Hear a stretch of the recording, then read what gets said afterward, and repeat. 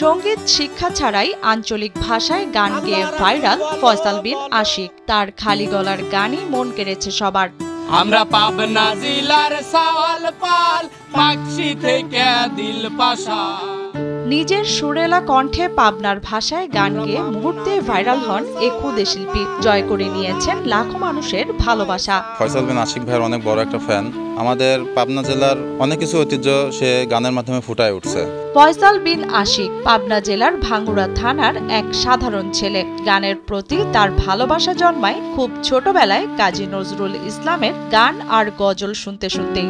শিশু কিশোর প্রতিযোগিতা, গজল, এগুলো গাওয়ার ভেতর দিয়ে আমার মূলত গানের সূচনা। গানের শুরুটা তো আমার কাজী নজরুল ইসলামের গজল গাওয়া দিয়ে, বাবার সাথে এবং দাদুর সাথে কণ্ঠ মিলিয়ে, সেটা দিয়েই আমার গানের যাত্রা শুরু।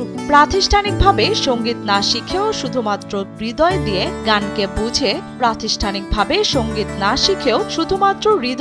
গানকে বুঝে আজ তিনি লাখো মানুষের প্রিয় গায়ক।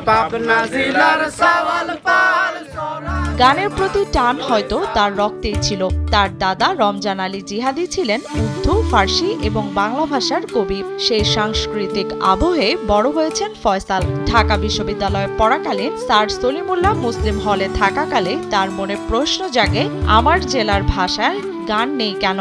সেই চিন্তা থেকেই মাটি, মানুষ, স্মৃতি, সুখ দুঃখ সব মিলিয়ে রচনা করেন আঞ্চলিক ভাষার গান। তার একটি গান ইউটিউবে পৌঁছেছে 5 কোটিরও বেশি দর্শকের কাছে। পাবনার মানুষ যেন গর্বে বুক ফুলিয়ে বলেন, এটি আমাদের ভাষা, আমাদের শিল্পী। প্রথম গান আমার লেখা হয় হলো মাটি হবরে, সমাদৃত একটা গান হিসেবে মানুষের কাছে পরিচিত। প্রতি ঈদ বা ছুটিতে পাবনায় এলে আশিক মিশে যান এলাকার তরুণদের মাঝে। তাদের শুধু গান শেখান না, বরং উৎসাহ দেন। আমরা একসাথে লড়াই হয়ে পাইছিলাম দেশ খান। জীবনের সব আয়োজন এখানে একসাথে।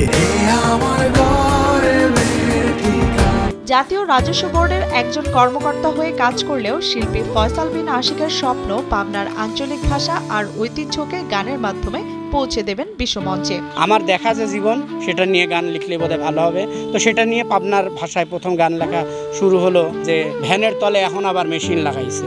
ভাষা যদি হয় আত্মার দর্পণ, তবে ফয়সাল বিন আশিক সেই দর্পণে তুলে ধরেছেন পাবনার হৃদয় কথা।